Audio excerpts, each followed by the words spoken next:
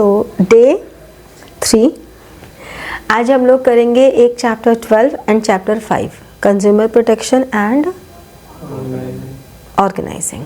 ठीक है, ये स्टार्ट करने से पहले कल से क्योंकि स्टार्ट हो रहे हैं बोर्ड एग्ज़ाम्स, तो उसके लिए एक इम्पॉर्टेंट बात ये बतानी है। दो इम्पॉर्टेंट बात। पहली ये कि आपको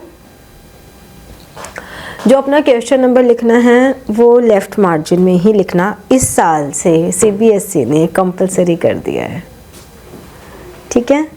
दूसरा ये कि CBSE की तरफ से ये भी है कि जो रफ़ वर्क है वो राइट में मार्जिन लेके वहाँ पे रफ़ वर्क करेंगे और फिर सीधा एक लाइन से कट कर देंगे। ठीक है, तो ये दो बातों का ध्यान रखना ज़रूरी है। और सबके आंसर शीट्स पे अब एक QR कोड भी हुआ करेगा, तो आप लोग को जब भी आंसर शीट मिलेगी तो आप ये ज़रूर इंश्योर कर लें कि उस पर QR कोड है। ठीक है, चलो अब पढ़ाई शुरू कर। क्या कह रहा कि उस पे जी पे चलो अब हम लोग पहले चैप्टर 12 करेंगे, कंज्यूमर प्रोटेक्शन। कंज्यूमर कौन होते हैं तो सबको पता है कौन होते हैं कंज्यूमर, जो भी सेटिस्फेक्शन के लिए कोई कंजम्पशन करते हैं गुड्स या सर्विसेज की। बट हमारे कंज्यूमर प्रोटेक्शन एक्ट में कंज्यूमर बनने के लिए सिर्फ कंजम्पशन करनी ज़रूरी नहीं है। हमने जो भी गुड्स और सर्विसेज हैं जो इस एक्ट के अंडर मानी जाएंगी कंजम्पशन में, हमने उसके लिए कोई ना कोई कॉम्पनसेशन पे होना चाहिए या एक प्रॉमिस टू पे होना चाहिए कि that it would be paid in future. मतलब या तो हमने इंस्टॉलमेंट्स पे लिया हो या फिर हमने ऑन कैश लिया हो, तभी हम कंज्यूमर होंगे। सेकंड, हमने सेल्फ कंजम्पशन के लिए लिया है। मान लो ये टैब है, ये टैब मैं अपने खुद के अपने पर्पस के लिए ले रही हूँ तो ही ये कंज्यूमर प्रोटेक्शन एक्ट के अंडर कवर होगा। लेकिन अगर मैं इसको प्रोफेशनल पर्पस के लिए यूज़ कर रही हूँ तो ये यूज़ नहीं होगा क्योंकि सेल्फ कंजम्पशन नहीं है। ठीक है, तो कोई भी जो हम एज अ गिफ्ट दे रहे हैं या जो हम अपने बिजनेस पॉइंट ऑफ व्यू से या अपने इंडस्ट्री पॉइंट ऑफ व्यू से परचेज कर रहे हैं फॉर फर्दर प्रोडक्शन पर्पस और समथिंग, तो वो कंज्यूमर प्रोटेक्शन में नहीं आता। ठीक है, तो कंज्यूमर प्रोटेक्शन एक्ट 2019 हम लोगों को करना है। पहले 1986 हुआ करता था, अब 2019 आ गया है। तो कंज्यूमर प्रोटेक्शन एक्ट क्यों ज़रूरी है, क्या रीज़न है जिसकी वजह से कंज्यूमर प्रोटेक्शन एक्ट बनाना पड़ा?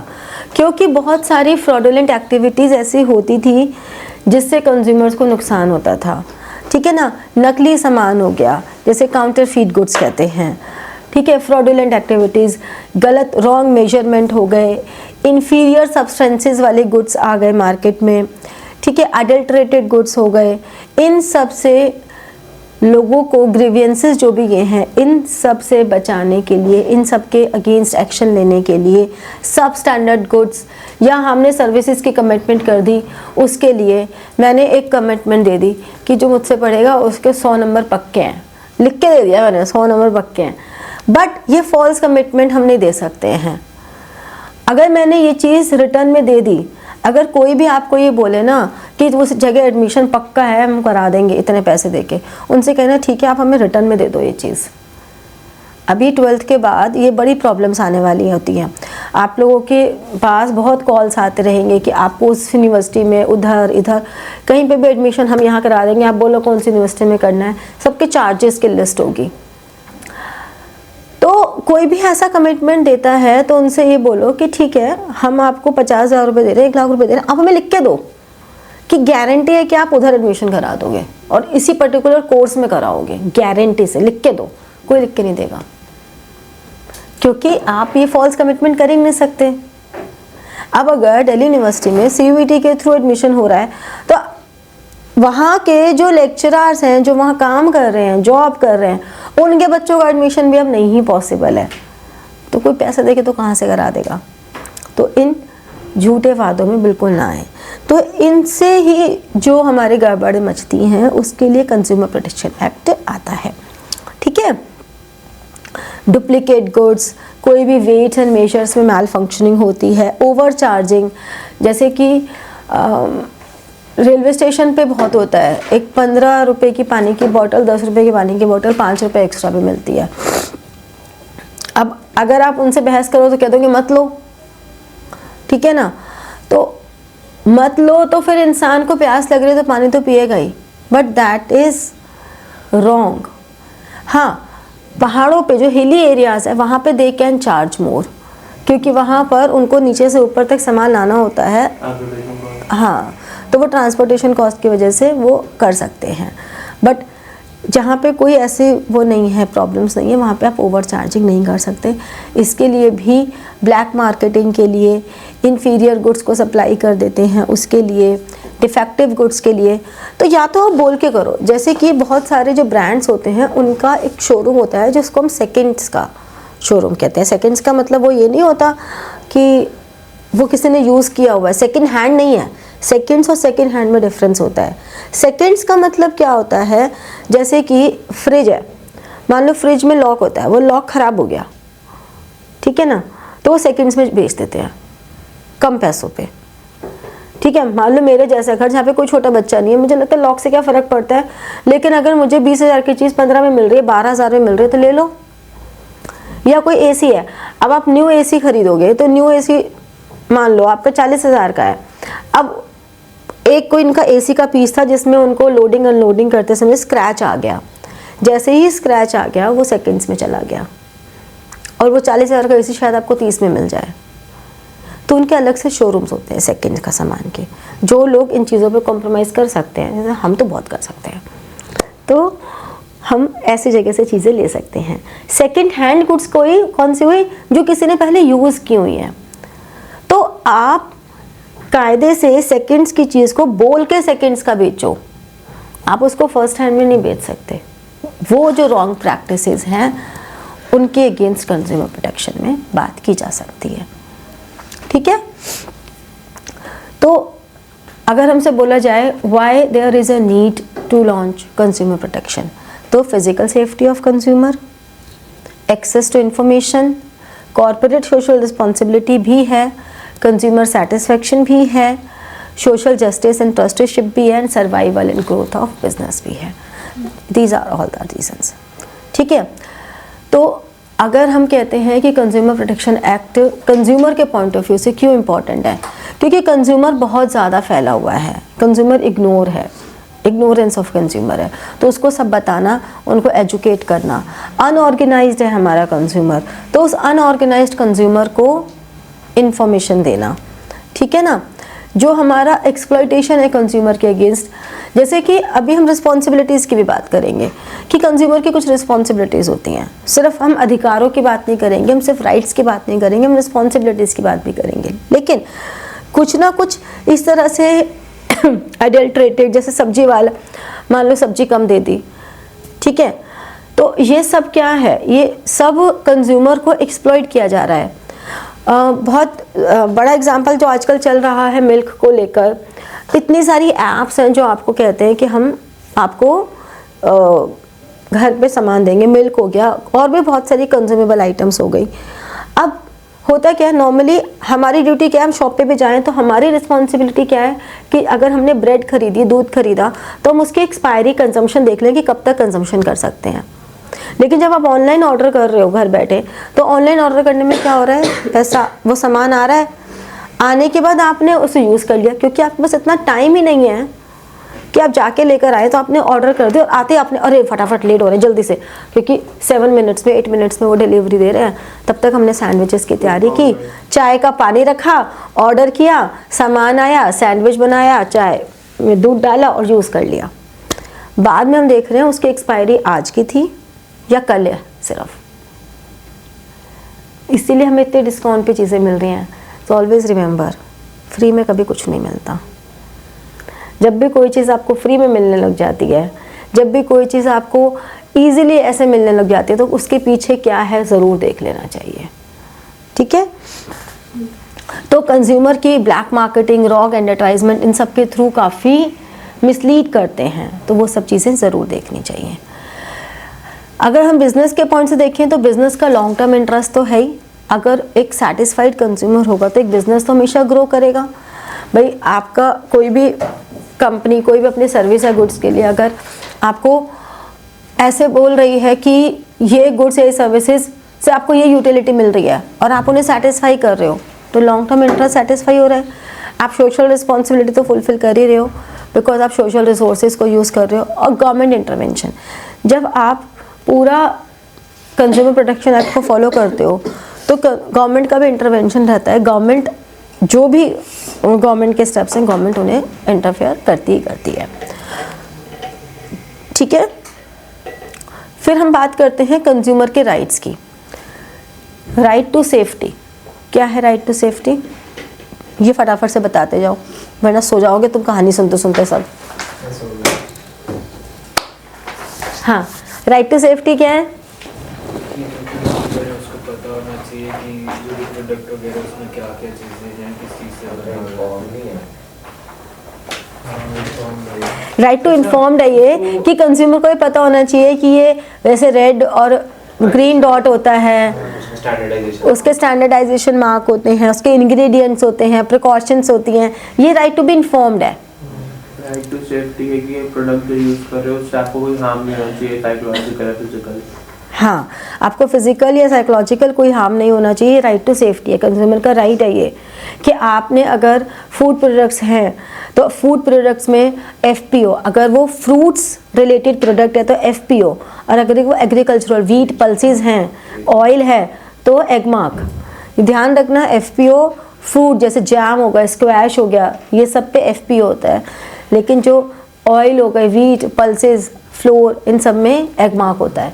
तो ये राइट टू सेफ्टी है कि आपने सेफ्टी नॉर्म्स ISI वगैरह ये सब सेफ्टी नॉर्म्स पूरे किए हुए हैं। Right to safety. नेक्स्ट क्या हुआ? राइट टू बी हर्ट, वो क्या होता है? मतलब कि अगर कोई भी कंज्यूमर की प्रॉब्लम होती है या कुछ भी गुड से रिलेटेड जो भी इशू होता है वो वेंडर को इशू सुनना पड़ेगा, तो ये उसके पास राइट है। उसके पास राइट है कि उसकी बात सुनी जाए। उसको ये नहीं कह सकते आप हमारे सामान बेच दे, हमारा कोई मतलब नहीं है, ऐसा कोई नहीं कह सकता। आपको उनकी बात सुननी पड़ेगी, ठीक है। नेक्स्ट कौन सा है? Right to assured. क्या है? कंज्यूमर उसके पास पूरा राइट है कि उसको क्या चीज़ लेनी है, क्या नहीं लेनी। मतलब हाँ, उसको आप फोर्स नहीं कर सकते, वो कोई भी फोर्स सेल नहीं कर सकते हो। आपको उसके पास पूरा राइट है। अगर वो कहता है कि मुझे ये चीज़ें दिखा दो, इसमें कोई और टेस्ट है क्या? मान लो आप जैम लेने गए और आपने बोला कि आपके पास कोई और फ्लेवर का जैम है क्या, छोटा साइज़ बड़ा साइज़, तो उसके पास नहीं आप ये लेके जाओ, ऐसा नहीं कर सकते, ठीक है ना। उसके पास राइट है। अपने उस एक्स्ट्रा प्रोडक्ट कमीशन के लिए आप वो नहीं कर सकते। हाँ, आप उन पर थोप नहीं सकते सामान को, ठीक है ना। Next, right to seek redressal. उसमें होता है कि जो भी कंज्यूमर को लॉस या कुछ भी होता है उस चीज़ का कंपेंसेशन या फिर उस चीज़ से कंपेंसेशन से रिलेटेड चीज़ उसको मिल जाएंगी या फिर एनी लॉस और समथिंग के अंदर। उसको पूरा राइट है कि वो जो भी उसके ग्रीवेंसेस हैं उसको रेड्रेसल मिले, ठीक है। और लास्ट इंफॉर्मेशन तो कर लिया, गुड मॉर्निंग। नहीं वही है, right to consumer education. Sorry education. अब ये बताओ तुम। तो बेसिकली कंज्यूमर को एजुकेशन होनी चाहिए कि अगर रिट्रेसल कैसे लेना है या हाँ। अपने रिलीफ्स और राइट्स के बारे में बताना हाँ, चाहिए। कंज्यूमर को ये पता होना चाहिए कि उसके रिलीफ, उसके राइट्स क्या हैं, उसको रेड्रेसल कैसे मिलेगा, ये बात उसे पता होनी चाहिए। इसी के लिए गवर्नमेंट वो जो जागो ग्राहक जागो वाली चीज़ें हैं वो करती है ना। आज सुना है, कभी देखा है, न्यूज़पेपर में हर जगह आता है। और रिस्पॉन्सिबिलिटीज़ क्या हैं कंज्यूमर की? अभी सब एक साथ नहीं, एक एक बोलो।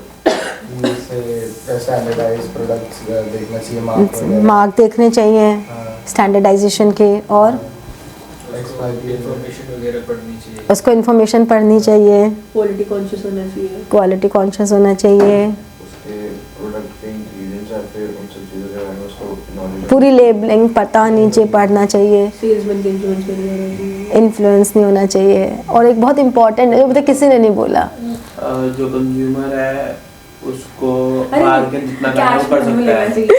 Cash memo. भाई ये सब बेकार हो जाएगा अगर तुम्हारे पास कैश मेमो नहीं है तो सब बेकार है। आपने कितना ही पढ़ ली हो इन्फॉर्मेशन, कुछ भी किया हो, अगर आपके पास कैश मेमो नहीं है तो ये सब बेकार है। तो सबसे बड़ी रिस्पॉन्सिबिलिटी है कैश मेमो, और अगर आपने इंस्टॉलमेंट पे लिया है तो इनवॉइस ज़रूर लेना चाहिए। आपके पास ये प्रूफ होना चाहिए कि आपने ये चीज़ कितने की ली है, तभी तो आप डिसाइड करोगे कौन सी रेड वेसल मशीनरी में जाना है।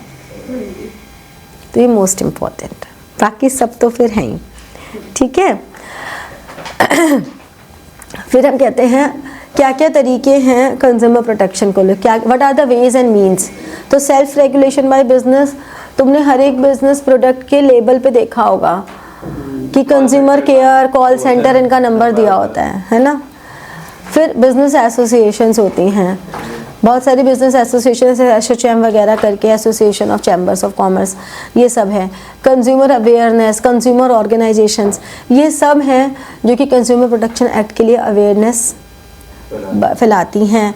या कंज्यूमर ऑर्गेनाइजेशंस हैं, कोई ऐसा कंज्यूमर जो खुद केस नहीं कर सकता तो उसके बिहाफ पे वो लोग केस कर सकते हैं। जैसे ओल्ड एज पीपल हैं, वो लोग खुद नहीं कर सकते तो उनके बिहाफ पे करना।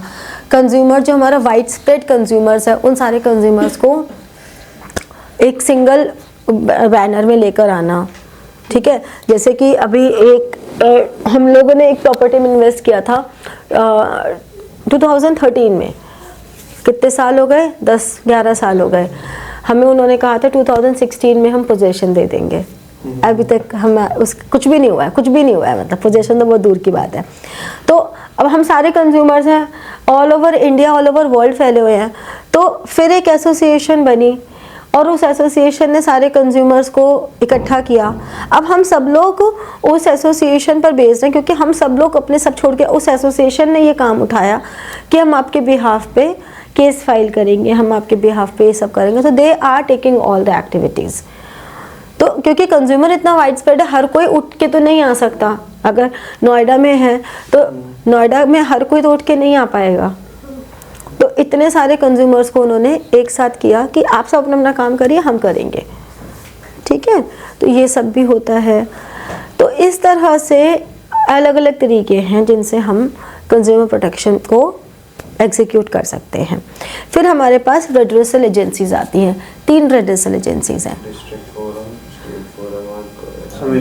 District forum, state commission and national commission. तो तीनों के अपने अपने लिमिट हैं। जैसे कि जो डिस्ट्रिक्ट फोरम है और जो स्टेट कमीशन है वो स्टेट गवर्नमेंट के अंडर में आती है, जबकि जो नेशनल कमीशन है वो सेंट्रल गवर्नमेंट के अंडर में आता है, ठीक है। डिस्ट्रिक्ट फोरम हमारी एक प्रेसिडेंट एंड 2 अदर मेंबर्स, एक प्रेसिडेंट एंड 2 मेंबर्स, ठीक है। और ये जो 2 मेंबर्स हैं इनमें से एक विमेन ज़रूरी है, ठीक है। फिर स्टेट कमीशन में एक president and not less than 2 members, मतलब ज़्यादा भी हो सकते हैं। जैसे कि डिस्ट्रिक्ट फोरम में तो 2 ही मेंबर होने ज़रूरी हैं, लेकिन स्टेट कमीशन में 2 से ज़्यादा भी हो सकते हैं, लेकिन कुछ भी करके एक वुमेन होनी ज़रूरी है। फिर नेशनल कमीशन में एक प्रेसिडेंट और 4 मेंबर, जिनमें से एक वुमेन होनी ज़रूरी है, ठीक है। तो डिस्ट्रिक्ट फोरम में 1 प्रेसिडेंट और 2 मेंबर्स, स्टेट कमीशन में भी 1 प्रेसिडेंट एंड 2 मेंबर्स, 2 से ज़्यादा भी हो सकते हैं। और जो नेशनल कमीशन है 1 प्रेसिडेंट एंड 4 मेंबर्स, टोटल 5 लोग। और तीनों में कॉमन क्या है कि एक वुमेन होनी ज़रूरी है, एक फीमेल होनी कंपलसरी है, ठीक है।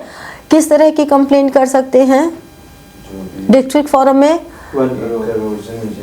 1 करोड़ तक की जितनी भी हैं कंप्लेंट्स वो डिस्ट्रिक्ट फोरम में होती हैं, और स्टेट कमीशन में 1 करोड़ से 10 करोड़ तक की। और डिस्ट्रिक्ट फोरम में किसी को रिड्रेसल नहीं मिला या उसके ऑर्डर मिलता है डिस्ट्रिक्ट से, उससे कोई सेटिस्फाई नहीं होता तो वो स्टेट कमीशन में जा सकता है अंडर 45 डेज। तो डिस्ट्रिक्ट फोरम में 1 करोड़ तक की होती है, स्टेट कमीशन में 1 करोड़ से 10 करोड़, और 10 करोड़ से ज़्यादा नेशनल कमीशन में। अगर डिस्ट्रिक्ट फोरम के डिसीजन से सेटिस्फाई नहीं है कंज्यूमर, तो विद इन 45 डेज़ वो स्टेट कमीशन में अप्लाई कर सकते हैं। अगर स्टेट कमीशन से वो सेटिस्फाई नहीं है अब उनके डिसीजन से, तो विद इन 30 डेज़ वो नेशनल कमीशन में जा सकते हैं। और अगर नेशनल कमीशन से भी सेटिस्फाई नहीं है कोई, तो विद इन 30 डेज़ वो सुप्रीम कोर्ट में जा सकते हैं। और सुप्रीम कोर्ट से अगर सेटिस्फाई नहीं हो तो तुम्हारी ऐसी की मतलब हर चीज़ के आगे होते हैं प्रोसेस, लेकिन हमें लीगल उसमें जाना नहीं है ना, इसलिए हम इसकी बात नहीं करेंगे ज़्यादा। ठीक है, तो किस तरह का ऑर्डर पास कर सकते हैं? तीनों ही जो रेडरेसल एजेंसीज हैं वो कंपनसेशन के लिए बात कर सकते हैं, वो गुड्स को चेंज करने के लिए बात कर सकते हैं, वो रिफंड के लिए बात कर सकते हैं, वो उस डिफेक्ट को ठीक करने के लिए भी कह सकते हैं, या फिर उनकी जो पर्टिकुलर ट्रेड प्रैक्टिस है उसको रिस्ट्रिक्ट कर सकते हैं, उस प्रोडक्ट को डिसकंटिन्यू कर सकते हैं। जैसे बीच में याद है मैगी को डिसकंटिन्यू कर दिया था कुछ दिन के लिए, 4 साल थे। 4 साल हुए थे, 2016 से लेके कुछ दिन चली थी। हाँ, इतने दिन मैगी अब बाजार से आउट रही है। यूपी वगैरह तब चलती थी, मैगी बैन हुई थी। मैं तो हर साल खाया। नहीं, बीच में हुई थी। मेरे को 2 साल का याद है, 4 साल मुझे नहीं याद है। मुझे तो 2 साल का याद है कि 2 साल के लिए मैगी बीच में बंद हुई थी। बाकी तो तुम बच्चों को ज़्यादा पता होगा। मैं तो देखो ना मैगी खाती हूँ ना मैगी से मेरा कोई रिश्ता है। ठीक है, बात यह है कि कंप्लेंट फाइल कौन कर सकता है? कंज्यूमर कर सकता है। कंज्यूमर के बिहाफ पे उसके लीगल हियर्स कर सकते हैं। एक या एक से ज़्यादा कंज्यूमर हैं वो कर सकते हैं on behalf of various consumers, consumer associations, NGOs, central government, state government, ये सब कर सकते हैं। और जितने भी कंज्यूमर ऑर्गेनाइजेशन हैं, NGOs हैं, इन सब का रोल क्या है? जनरल पब्लिक को एजुकेट करना, पीरियोडिकली पब्लिश करना, न्यूज़पेपर में, मैगजीन्स में, जो भी कंज्यूमर्स के अगेंस्ट एक्टिविटीज़ हो रही है उनको कंट्रोल करना, कंज्यूमर को एनकरेज करना to avail their rights as well as to follow their responsibilities. जैसे कि आजकल तुम देख रहे होगे जिसको भी फ़ोन करते हैं तो सबसे पहले वो आता है RBI का। क्या है वो? कंज्यूमर एजुकेशन ही तो है कि भाई आप बेवकूफ़ मत बनो, आपके पास कॉल्स आ रहे हैं तो। ठीक है, कंज्यूमर्स के अगेंस्ट कंप्लेंट्स फाइल करना, लीगल असिस्टेंस प्रोवाइड करना, ये सब हमारा कंज्यूमर एसोसिएशंस या गवर्नमेंट का रोल आ जाता है। छोटा सा चैप्टर था, प्यारा सा चैप्टर था।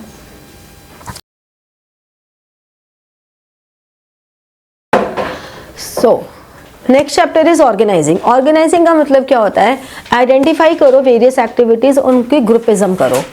मतलब जो भी हमारे physical, financial and human resources हैं उन रिसोर्सेज की ग्रुपिंग करना, उनके बीच रिलेशनशिप इस्टेब्लिश करना। किस सेंस में करना? कि जो भी हमने प्लानिंग में ऑब्जेक्टिव डिसाइड किए थे वो ऑब्जेक्टिव्स को हम अचीव कर सकें। ठीक है, so organising is concerned with establishing inter relationships between different parts, positions and jobs in the organisation. जितने भी लोग हैं सारे कॉमन पर्पस के लिए काम करें, दैट इज ऑर्गेनाइजेशन। तो organisation is the process of defining and grouping the activities of the enterprise and establishing authority relationships among them. ये थियो हेमन ने बात बोली थी। तो थियो हेमन जी की बात समझ में आ गई कि ऑर्गेनाइजिंग एक प्रोसेस है। उस प्रोसेस में हम डिफाइन करते हैं, हम ग्रुप करते हैं different activities of an enterprise and establish authority relationship. अगर तुम्हें ये डेफिनेशन समझ में आ गई तो तुम्हें इसका प्रोसेस भी आ जाएगा, क्योंकि इसका प्रोसेस भी यही कहता है कि identification and division of work, जो भी कॉमन नेचर की एक्टिविटीज़ हैं पहले हम लिस्ट आउट करते हैं, सारी आइडेंटिफाई करते हैं, लिस्ट आउट करते हैं, और फिर हम उन एक जैसी एक्टिविटीज़ का एक डिवीज़न बना देते हैं। फिर सेकेंड स्टेप डिपार्टमेंटलाइजेशन। फिर हम डिपार्टमेंट्स बनाते हैं, जैसे कि परचेज डिपार्टमेंट बन गया या प्रोडक्ट वाइज डिपार्टमेंट बना देते हैं। डिपेंड्स कि हमारी ऑर्गेनाइजेशन कैसी है। ठीक है, अभी हम आगे पढ़ेंगे डिफरेंट ऑर्गेनाइजेशनल स्ट्रक्चर, तब हम देखेंगे कि हमने कौन सा स्ट्रक्चर ऑप्ट किया है, उसके अकॉर्डिंगली हम डिपार्टमेंट्स बना देंगे कि हमें प्रोडक्शन का डिपार्टमेंट बनाना है, हमें फाइनेंस का बनाना है, मार्केटिंग का बनाना है, किसका बनाना है, या हमें प्रोडक्ट A बनाना है, B बनाना है, C बनाना है, D बनाना है। ठीक है, फिर हम ड्यूटीज असाइन करेंगे, assignment of duties. Duties assign करने के बाद एस्टैब्लिशिंग रिपोर्टिंग रिलेशनशिप, जो भी रिलेशनशिप्स हैं उनकी रिपोर्टिंग एस्टैब्लिश करना कि अच्छा ये आपस में कैसे रिलेट करेंगे। लाइन ऑफ कम्युनिकेशन डिसाइड करना। ठीक है, तो वो line of communication is decided by establishing relationships among various post, जो भी हम बना रहे हैं। ठीक है, तो ये पूरा ऑर्गेनाइजेशन प्रोसेस है। आपके सिलेबस में ऑर्गेनाइजेशन का प्रोसेस है, प्लानिंग का प्रोसेस है, स्टाफिंग का प्रोसेस है, सिलेक्शन का प्रोसेस है, कंट्रोलिंग का प्रोसेस है। ये टोटल 5 प्रोसेस हैं। आपको क्या ध्यान रखना है कि जब भी कोई प्रोसेस वाला क्वेश्चन आता है तो उसमें वर्ड लिमिट पे हम ज़्यादा फोकस नहीं कर पाते हैं। मतलब अगर प्रोसेस पूछा है तो वो पूरा ही लिखना है, चाहे वो 3 नंबर में पूछें, 4 नंबर में पूछें या 6 नंबर में पूछें, प्रोसेस पूरा ही लिखा जाएगा। और जब भी आप प्रोसेस लिखते हो तो कोशिश ये करोगे कि आप पहले एक डायग्रामेटिक वे बना दो, चाहे वो स्टेयर्स की फॉर्म में बना दो और चाहे एरोस की फॉर्म में बना दो, किसी भी फॉर्म में बनाओ। तो इस तरह से ये 4 हमारे पास स्टेप्स हो गए। ठीक है, तो वाई ऑर्गेनाइजिंग इज इम्पॉर्टेंट, ताकि हमें स्पेशलाइजेशन का बेनिफिट मिले। हम जिस भी बेसिस पे डिपार्टमेंट्स बना रहे हैं, हम डिवीजन ऑफ वर्क कर रहे हैं, that is for specialisation. Specialisation का बेनिफिट मिले, हमारी वर्किंग क्लैरिटी हो जाए, हमें ये पता हो कि who is going to report whom, किसके पास क्या रिस्पॉन्सिबिलिटी है, किसके पास क्या अथॉरिटी है, क्लैरिटी होनी चाहिए, कोई एम्बिग्यूअस नहीं हो। अगर हम सारे के स्टेप देखें प्रोसेस के, उसी को मतलब उसी से हमारी इंपॉर्टेंस आ जाएगी। वही तो मैं कह रही हूँ, एक अगर तुमने थियो हीमन की डेफिनेशन को लर्न कर लिया तो तुम्हें डेफिनेशन भी मिल गई, तुम्हें स्टेप्स भी मिल गए, तुम्हें इंपॉर्टेंस भी मिल गई कि तुमने एस्टैब्लिश कर दिया clarity in relationship. Optimum utilisation of resources है तो हर जगह ही फिट हो जाता है। एडॉप्शन टू चेंज, क्योंकि हमें पता है कि किस डेजिग्नेशन के इंसान को क्या काम करना है, किस डेजिग्नेशन पे क्या काम है, कौन से डिपार्टमेंट की क्या अथॉरिटी है, क्या रिस्पॉन्सिबिलिटीज़ हैं, कौन किसको रिपोर्ट कर रहा है। जब हमें पूरा क्लियर है तो तुम्हें, हाँ, इतनी क्लैरिटी हो गई तो अगर यहाँ से उठा के तुम्हें यहाँ पे डाला जाएगा तो तुम्हें ये पता है कि सामने वाले की क्या रिस्पॉन्सिबिलिटीज़ है, क्या अथॉरिटीज़ है, पहले से तुम्हें पता है। तो तुम्हारे लिए this is very easy to change. In fact subordinates के लिए ये एक कह सकते हैं टारगेट भी होता है कि हाँ, यहाँ पे जाएंगे तो हमारे को ये अथॉरिटी मिलेगी और ये रिस्पॉन्सिबिलिटी होगा ना। इफेक्टिव चेंज, हम चेंजेस को बहुत इफेक्टिवली एक्सेप्ट करेंगे, वही अडॉप्शन टू चेंज ही हो गया। एंड डेवलपमेंट ऑफ पर्सनल, जो मैंने अभी कहा कि जो आपके एम्प्लॉयज़ हैं उनको फ्यूचर में वो देख सकते हैं कि हमें वहाँ पहुँचना है, वहाँ पहुँचेंगे तो हमें क्या अथॉरिटी मिलेगी और हमारी क्या रिस्पॉन्सिबिलिटीज़ होंगी। तो जो पर्सनल है यानी कि जो एम्प्लॉयज़ हैं उनकी डेवलपमेंट ईजी हो जाती है। एक और चीज़ जो मैंने कई बच्चों के पेपर्स में इन दिनों देखी हैं, पर्सनल वर्ड की स्पेलिंग। पर्सनल इज़ PERSONNEL, मतलब एम्प्लॉयज़, पर्सनल नहीं होता ये मैंने 4-5 बच्चों के टेस्ट में देखी है गलती, इसलिए मैं बता रही हूँ। ठीक है, फिर कोई भी ऑर्गेनाइजेशन स्ट्रक्चर जो होता है वो 2 तरह से होता है, एक होता है फंक्शनल, एक होता है डिविजनल। फंक्शनल स्ट्रक्चर का मतलब क्या हुआ कि हम फंक्शंस के बेसिस पे, मतलब production department, purchase department, finance department, marketing department, HR department, sales department, ऐसे करके अलग अलग है।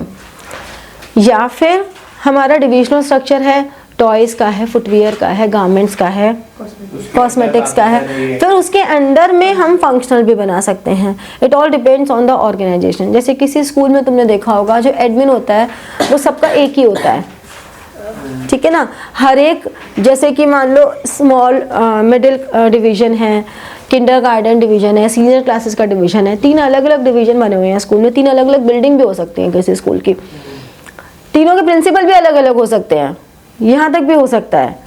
बट हो सकता है उनका जो फंक्शनल डिपार्टमेंट है, जैसे कि एग्जामिनेशन डिपार्टमेंट, वो एक ही हो, ऐसा भी हो सकता है। It all depends on the size.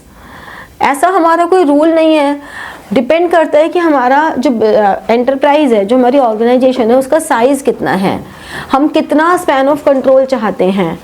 ठीक है, इन सब पे डिपेंड करता है कि आखिर हम किस तरह का स्ट्रक्चर लेना चाहते हैं, क्योंकि दोनों स्ट्रक्चर्स के फंक्शनल हो और चाहे डिविजनल हो, दोनों के अपने अपने मेरिट्स एंड डीमेरिट्स हैं। जैसे कि अगर हम फंक्शनल की बात करें तो फंक्शनल का मेरिट क्या है कि वो स्पेशलाइजेशन पे फोकस करता है, कंट्रोल एंड कोऑर्डिनेशन पे करता है, मैनेजरियल एंड ऑपरेशनल एफिशिएंसी पे करता है। मतलब हम उस पर्टिकुलर फंक्शन में एफिशिएंट होते हैं। मान लो कोई प्रोडक्शन है, जैसे कि MBAs हैं, डुप्लीकेशन ऑफ वर्क नहीं हो रहा। जैसे कि MBA है, MBA इन HR है, MBA इन सप्लाई चेन है, MBA इन मार्केटिंग है, MBA इन फाइनेंस है, तो आपको एक स्पेशलाइज्ड पर्सन को अपॉइंट कर रहे हैं उस काम को करने के लिए। ठीक है, लेकिन अगर हम डिविजनल की बात करें तो डिविजनल का बेनिफिट क्या है, उसमें फ्लेक्सिबिलिटी बहुत ईजी है। मतलब आपको एक डिवीजन ही तो और ओपन करना है, आपके लिए कितना आसान है, ठीक है ना। तो आप इजीली प्रोडक्ट स्पेशलाइजेशन पे काम कर सकते हो, ऑल्दो यहाँ पे फिर डुप्लीकेशन होने के चांसेस हैं। तो फंक्शनल में हर कोई अपने फंक्शंस के लिए अकाउंटेबल है, जबकि डिवीजन में हर कोई अपने प्रोडक्ट, अपने डिवीजन के प्रॉफिट्स के लिए अकाउंटेबल है। फंक्शनल में हम ये नहीं कह सकते कि ये प्रोडक्ट ज़्यादा बेनिफिशियल है, लेकिन जब हम डिविजनल की बात करते हैं तो हम ये कह सकते हैं कि हाँ ये प्रोडक्ट, ये डिवीजन ज़्यादा बेनिफिशियल है। तो जो डिविजनल डिपार्टमेंट है उसका सबसे बड़ा बेनिफिट है प्रोडक्ट स्पेशलाइजेशन, और जो फंक्शनल है उसका सबसे बड़ा बेनिफिट है फंक्शनल स्पेशलाइजेशन, ठीक है। अगर हम डीमेरिट्स की बात करें तो फंक्शनल में ओवरऑल बिजनेस के ऑब्जेक्टिव्स पे कम ध्यान जाता है, हर कोई अपने काम पे फोकस ज़्यादा कर रहा है, तो कई बार कोऑर्डिनेशन की प्रॉब्लम हो जाती है। जैसे कि मान लो क्वालिटी अच्छी नहीं आई प्रोडक्ट की, तो प्रोडक्शन डिपार्टमेंट क्या कहेगा, हमें परचेज डिपार्टमेंट में रॉ मटेरियल अच्छा नहीं दिया। सेल्स डिपार्टमेंट कहेगा प्रोडक्शन की क्वालिटी अच्छी नहीं थी इसलिए हम सेल नहीं कर पाए। फाइनेंस से कहेगा हमसे मार्केटिंग वालों ने ज़्यादा फंड ले लिया इसलिए हम परचेज को ज़्यादा नहीं दे पाए।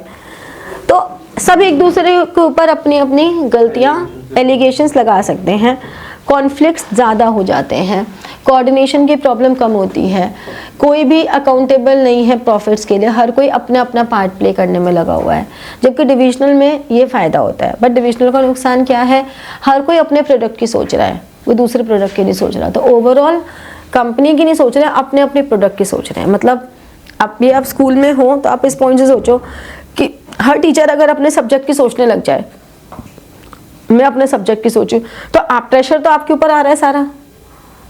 तो क्या तरीका है कि सारे टीचर्स मिलकर डिसाइड करें कि हमें बच्चों को पढ़ाई कैसे प्लान करनी है। डिवीजन स्ट्रक्चर में जो एक एम्प्लॉय है वो दो अलग अलग डिविजन्स का थोड़ी नहीं होगा, एक ही डिवीजन का होगा। हाँ, वो एक ही डिवीजन का होगा। ये एग्जांपल कैसे वैलिड है? ये एग्जाम्पल वैसे वैलिड है कि वहाँ पे हर सब्जेक्ट टीचर अपने बारे में सोच रहा है, ठीक है ना। तो ओवरऑल ऑर्गेनाइजेशन, स्कूल के ऑर्गेनाइजेशन के पॉइंट से देखो ना, स्कूल एक बड़ी ऑर्गेनाइजेशन है, वहाँ पे एक टीचर अपने पॉइंट से सोच रहा है कि मैं तो अपने बच्चों को ऐसे ही पढ़ाऊँ, तो वो ओवरऑल स्कूल के हिसाब से नहीं देख रहा ना, वो सिर्फ अपना सब्जेक्ट देख रहे हैं। बजाय इसके कि वो अपना सब्जेक्ट देखें, अगर सारे टीचर्स मिलकर डिसाइड करें कि हमें बच्चों पे क्या पॉलिसी लेनी है, तो स्कूल का बेनिफिट होगा, बच्चों का भी बेनिफिट होगा, टीचर्स का भी बेनिफिट होगा। लेकिन हर टीचर अपना सोचने लग जाए तो कैसे बेनिफिट होगा?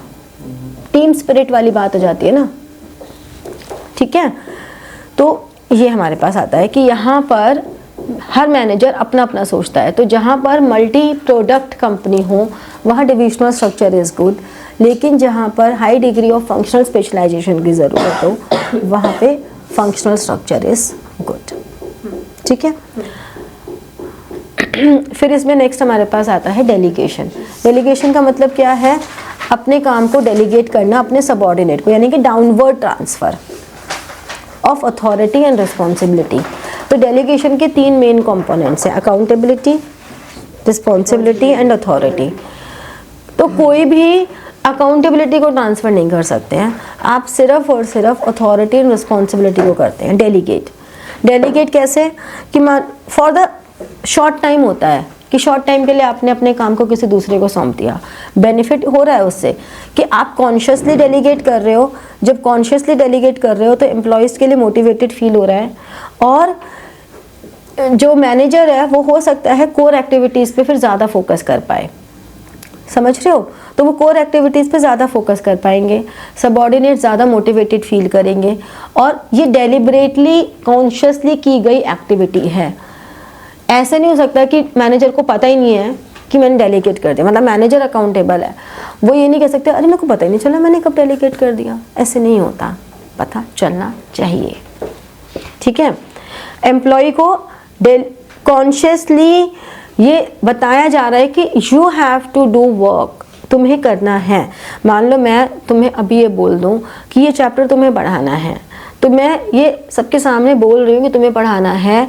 Now you have responsibility, you have authority कि how to teach, you have responsibility कि बच्चों को समझ में आए। लेकिन अगर तुम्हें से किसी को समझ में नहीं आता तो अकाउंटेबिलिटी मेरी है। मैं ये क्या कि अपना पल्ला नहीं झाड़ सकती, मैंने तो उसे बोल दिया था मेरे को कोई मतलब नहीं है, मतलब तो मुझे ही है। सही बात है, ठीक है ना।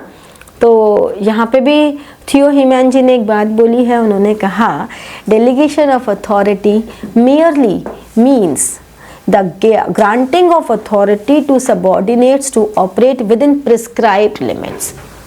कुछ prescribed limits है, उसी में काम करना है, ठीक है। तो हमने कहा 3 एलिमेंट्स हैं, अथॉरिटी, रिस्पॉन्सिबिलिटी एंड अकाउंटेबिलिटी। अगर हम तीनों की बात करें तो अथॉरिटी का मतलब है राइट टू कमांड, रिस्पॉन्सिबिलिटी मतलब ऑब्लिगेशन, अकाउंटेबिलिटी मतलब answerability of the outcome.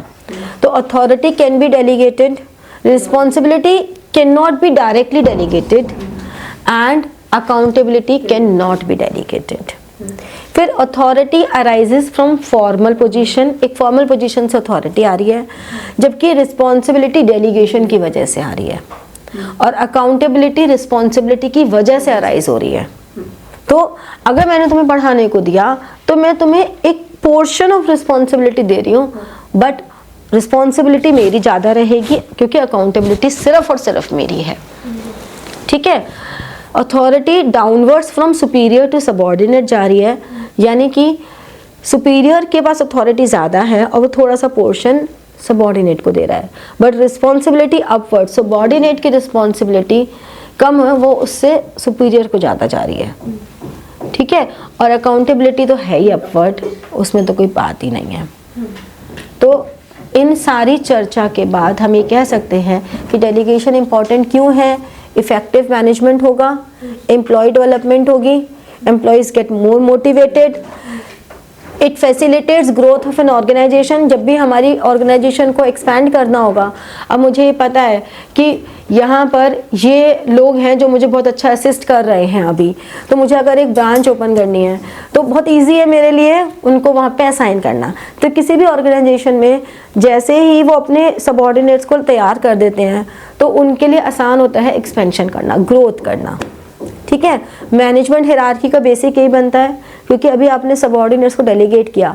Then when we do decentralisation, तो डेलीगेशन और डिसेंट्रलाइजेशन में क्या डिफरेंस है।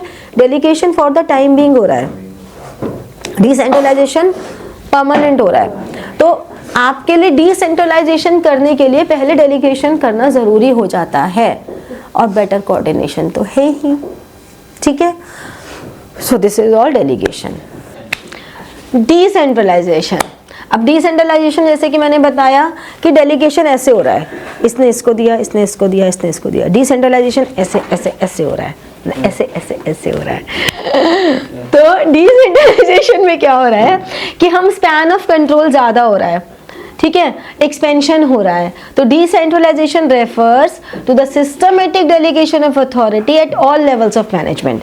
डेलीगेशन में क्या हो रहा है, उसका लेवल ऑफ मैनेजमेंट चेंज नहीं हो रहा है। डिसेंट्रलाइजेशन में आप सिस्टमेटिक डेलीगेशन कर रहे हो और वो लेवल ऑफ मैनेजमेंट भी डिसाइड कर रहा है, हर डिपार्टमेंट में हो रहा है, उनको अथॉरिटी मिल रही है, डिसीजन टेकिंग पावर मिल रही है, एंड उनके रिस्पेक्टिव लेवल्स पे वो क्या क्या एक्शन ले सकते हैं वो भी उनको मिल रहा है। ऐसे ऐसे ऐसे हो गया कि डेलीगेशन में तो क्या हुआ, यहाँ पे एक टॉप लेवल पे है, उसने इसको दिया।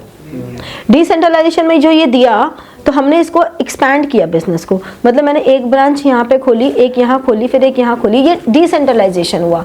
और मैंने इन सब को अपने रिस्पेक्टिव ब्रांच के लिए डिसीजन टेकिंग पावर दे दी।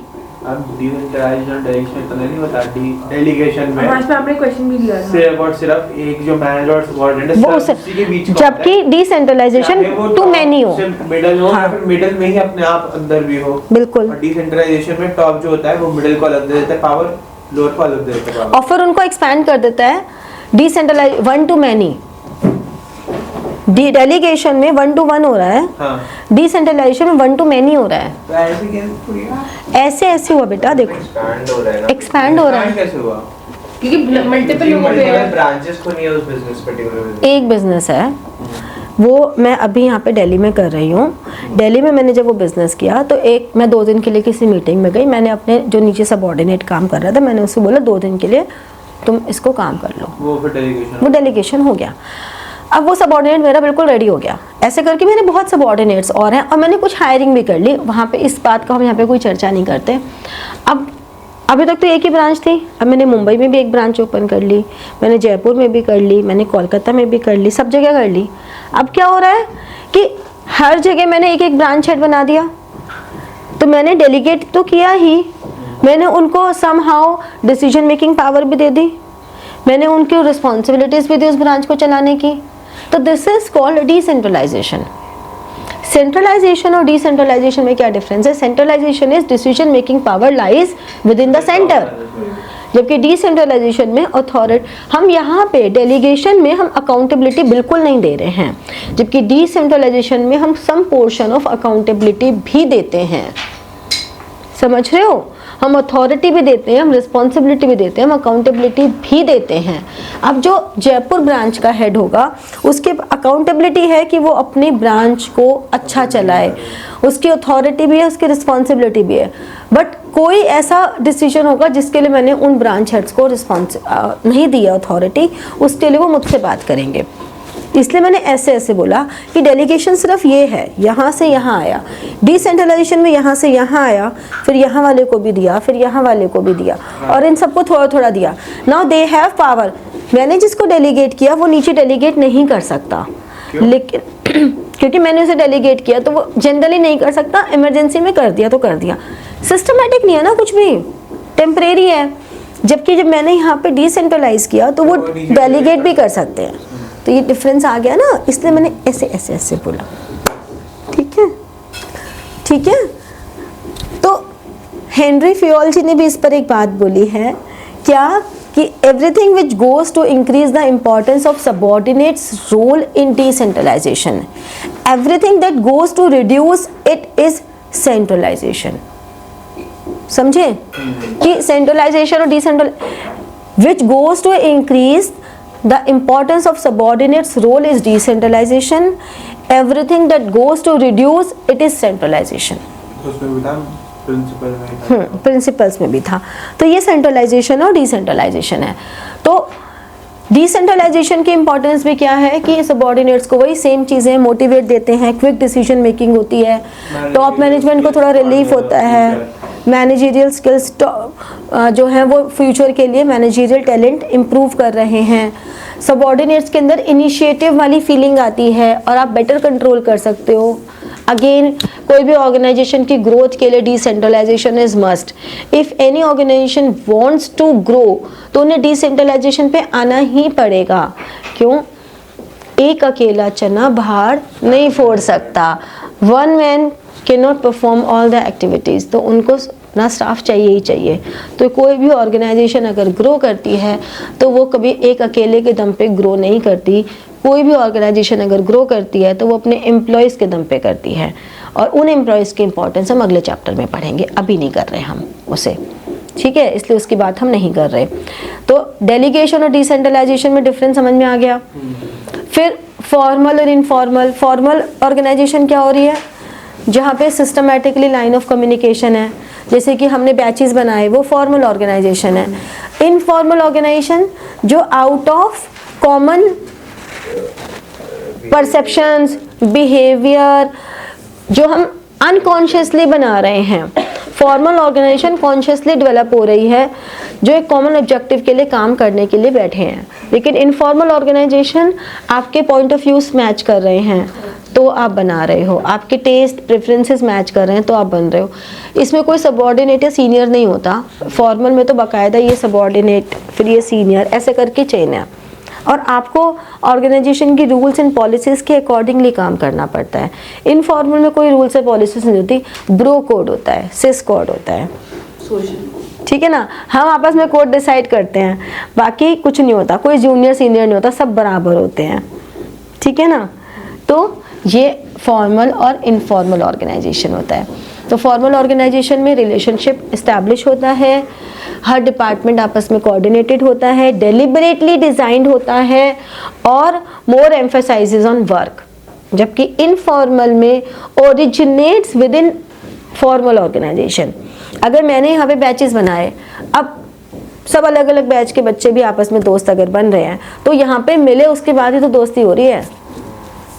या चलो तो किसी दूसरी चीज में मिले, वहां से तो दोस्ती हो रही है। तो informal organization lies within the formal organization. एक ऑर्गेनाइजेशन में आप सब काम करते हो, एक स्कूल में आपकी दोस्ती जरूर ना अपनी क्लास के बच्चों से ही हो, दूसरे बच्चों से भी तो दोस्ती हो जाती है।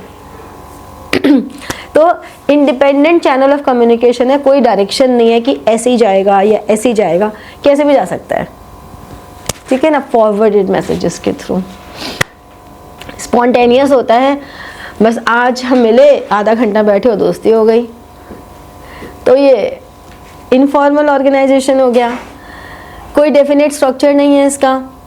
एडवांटेजेस तो है ही, फॉर्मल ऑर्गेनाइजेशन में easy to fix responsibility, no ambiguity, आपको पता है किसने बोला है, सब कुछ ऑन पेपर्स काम हो रहा है, तो unity of command, unity of direction सब फॉलो हो रहा है, स्टेबल भी है, यही चलता रहेगा। लेकिन इनफॉर्मल में क्योंकि कोई प्रिस्क्राइब लाइन ऑफ कम्युनिकेशन नहीं है, तो फास्टर कम्युनिकेशन तो है, लेकिन आपको रूट्स नहीं पता, आपको फीडबैक इमीडिएटली मिल जाएगा, ये बेनिफिट है, ठीक है ना। जैसे कि अगर ऑफिशियली आपको कोई एम्प्लॉय है, रिस्पांसिबिलिटी अकाउंटेबिलिटी भी, हाँ, मतलब किसी भी एम्प्लॉय की जो सोशल नीड्स हैं उसको जस्टिफाई इनफॉर्मली करता है। जैसे कि मान लो मैंने तुम्हें बोला कि ये टेस्ट इसी दिन होगा, अब मुझे किसी बच्चे की अलग से प्रॉब्लम समझ में आई, मैंने उसको एक लिबर्टी दे दी, तो जो मैं उसको अलग से एक लिबर्टी दे रही हूँ out of my policy in everything, that is my informal वे, कि मैं उससे इनफॉर्मल ऑर्गेनाइजेशन के अंडर में बात कर रही हूँ, ठीक है। इसे हम कहते हैं फॉर्मल इनफॉर्मल कम्युनिकेशन भी कह सकते हैं हम। तो बात वही आ रही है कि कोई भी एम्प्लॉई है, वो हो सकता है जो उसका सीनियर हो वो उसका बहुत अच्छा दोस्त हो, लेकिन वो कहेगा भाई मैं अपनी सीट पे बैठा हूँ, मैं तेरे को फेवर नहीं दे सकता। लेकिन जैसे उसके बाहर चले गए ऑफिस के बाहर, वो दोस्त नहीं रहे, अब बोल भाई तुझे क्या दिक्कत है, अभी करते हैं ऐसी की तैसी ऑर्गेनाइजेशन की, अपन तो करके रहेंगे। मतलब आपको वो अपनी प्रॉब्लम बता रहे हैं तो इमीडिएटली वो फीडबैक उसका दे रहे हैं। तो इसमें केस स्टडीज जैसे आती हैं कि इन अ डिपार्टमेंटल मीटिंग उन लोगों ने कोई नॉलेज शेयर की तो वो फॉर्मल है, लेकिन in a canteen when they are having lunch and they share some information तो वो इनफॉर्मल है, क्योंकि वो कैंटीन में बैठे हैं, लंच ब्रेक में बैठे हैं। तो नुकसान क्या है, कई बार फॉर्मल में डिसीजन डिले हो जाता है, लेकिन इनफॉर्मल में नुकसान ये है कि र्यूमर्स बहुत जल्दी फैलती हैं। फॉर्मल में मैंने हाँ, फॉर्मल में कई बार ऑर्गेनाइजेशन इतना ज़्यादा रिकॉग्नाइज नहीं करता है, जबकि इनफॉर्मल में आप रिकॉग्नाइज कर सकते हो। बट इनफॉर्मल का नुकसान क्या है कि एम्प्लॉयज़ की ग्रोथ नहीं है, उसके बेसिस पे सक्सेसफुली वो इम्प्लीमेंट तो नहीं कर सकते ना। ऑल्दो आज की डेट में बहुत सारी चीज़ें बदल गई हैं, बहुत सारी ऑर्गेनाइजेशन ऐसी हैं जो अपने इनफॉर्मल ग्रुप्स को भी प्रमोट करते हैं टाइम टू टाइम इवेंट्स रख के, क्योंकि मेंटल हेल्थ अवेयरनेस इन सब चीज़ों को अब इम्पोर्टेंस दी जाने लगी है, पहले नहीं देते थे, ठीक है। तो इसी के साथ हमारा ये चैप्टर समाप्त हुआ। All the best to all of you. कल मिलेंगे नए चैप्टर के साथ। Good luck.